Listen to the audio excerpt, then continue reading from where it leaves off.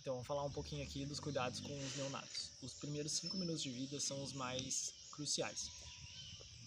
É dentro desse tempo que a gente vai fazer as manobras e fazer algum tipo de intervenção caso seja necessário. Assim que ocorre o parto, se a gente está falando de um parto eutóxico, a gente tem certeza que houve uma ruptura da membrana dos envoltórios fetais, né? A ruptura do cordão umbilical. A gente tem que fazer a limpeza das vias aéreas superiores, né, para tirar todo o líquido que está presente aqui nessas vias aéreas. A gente não vai fazer o movimento de pêndulo, porque isso pode causar lesão no encéfalo, e os líquidos que ficarem nas vias aéreas inferiores, eles vão ser absorvidos pelo próprio corpo do neonato. A gente tem que fazer a secagem desse animal, para evitar que ele sofra de hipotermia, e fazer uma massagem torácica para estimular principalmente a questão da respiração desse animal. A gente pode deixar ele próximo à mãe também, que ela vai fazer essa limpeza, vai fazer esse estímulo, e também a proximidade com ela vai fazer com que ele não sofra com hipotermia. Após esses primeiros cuidados, a gente vai fazer a avaliação de APGAR, ou seja, a gente vai avaliar 5 critérios nele e em cada um desses critérios a gente vai dar uma score de 0 a 2, totalizando um score de 10, né, no máximo do animal. Animais com APGAR abaixo de 7, a gente tem que começar a fazer algumas intervenções, né, médicas para ajudar na não mortalidade desses animais. Animais com APGAR abaixo de 3, a gente já considera como emergência e tem que, né, tratar com maior intensidade, né, uma terapia intensiva.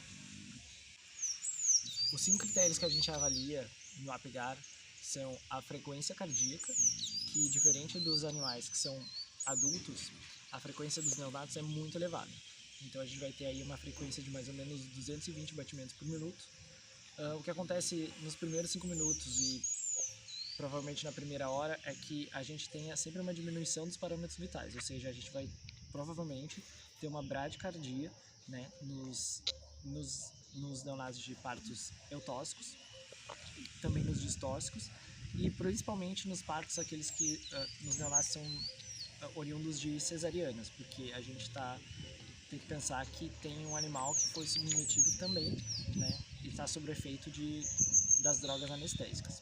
Frequência respiratória, a gente vai então avaliar num neonato rígido, a gente vai ter de 10 a 40 movimentos por minuto.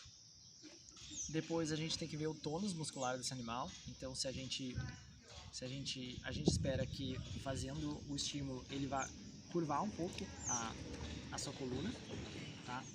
Ele vai ter algum tipo de reflexo. A gente vai checar também a coloração das mucosas, para ver se elas estão cianóticas, ou se elas estão pálidas, ou então se elas estão numa cor normal, que deveria ser róseas, né? A gente também vai ver a irritabilidade reflexa, que é quando a gente mexe, né, lida com esse neonato, ele vai ter que ter alguma resposta quanto a isso, seja por vocalização ou tentando nos empurrar. A gente tem que pensar também que esse neonato está passando da condição de feto, né, onde ele estava dentro do útero da mãe, e agora ele está num ambiente completamente diferente. Então ele está pela primeira vez tendo a experiência de respirar ar. Ele não está sendo mais nutrido através do cordão umbilical, então ele vai precisar nutrientes através do leite materno. Então é bem provável que esse animal, nos primeiros momentos de vida, comece a ficar hipoglicêmico. Então é muito importante que ele seja amamentado nas primeiras horas de vida, né? Os neonatos acabam dormindo a maior parte do dia, mas eles mamam a cada 1-2 horas nos primeiros dias, e esse intervalo ficando mais prolongado até o desmame. Então é de suma importância que ele mame, ele seja estimulado a mamar. Caso ele não consiga, a gente pode tentar fazer uma amamentação artificial com uma mamadeira, né, ou com algum substituto do leite, caso a gente tenha uma morte materna aí. Se ele não consegue comer de forma natural, ele não apresenta reflexos de sucção, a gente pode fazer uma sondagem nele e aplicando pequenos volumes. Tem que cuidar, dependendo do tamanho, né, a gente está falando aí, dependendo da raça, a quantidade de leite que vai ser introduzido, para a gente não botar quantidade a mais do que esse neonato suporta, no caso o estômago, né? Falando também em amamentação, nas primeiras 4 horas é indispensável que esse neonato faça o consumo do colostro para adquirir a imunidade, né, passiva, de forma passiva, através do colostro da mãe, de preferencialmente antes de 4 horas, que é onde esse neonato vai fazer uma maior absorção dessas imunoglobulinas, né, e num período máximo de até 24 horas, né. Passando esse período, a gente vai ter que fazer ou trazer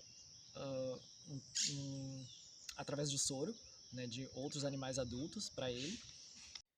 Importante avaliar também a cavidade oral do neonato, para saber se existe a presença de alguma malformação congênita, como o lábio leporino e a fenda palatina. A fenda palatina principalmente acaba dificultando a alimentação do neonato, podendo causar broncoaspiração. É importante lembrar que os neonatos não têm capacidade de se manter aquecidos sozinhos, então a gente precisa dar esse apoio a eles, seja mantendo perto da mãe, seja mantendo numa caixa, né, com uma lâmpada, pode ser uma lâmpada fluorescente ou algum outro tipo de aquecimento, para que eles mantenham uma temperatura adequada. Tá? Em temperaturas ambientes de 27 graus para menos, a gente já pode considerar que esses neonatos vão perder muito calor e vão ficar hipotérmicos. A mesma coisa acontece em temperaturas muito elevadas, acima de 33 graus, e onde a umidade relativa do ar é muito elevada, é capaz que esses neonatos sofram de hipertermia. Pode ser usado também unidades de tratamento intensivo, como UTAs, né, que mantém a temperatura aquecida para esses filhotes. E em casos de que ele nasceu e ele não está respondendo, então a gente, né, ou então os batimentos estão abaixo, ele não apresenta respiração, ou os batimentos, uma bradicardia muito forte, a gente tem que começar as compressões no coração. Se deita.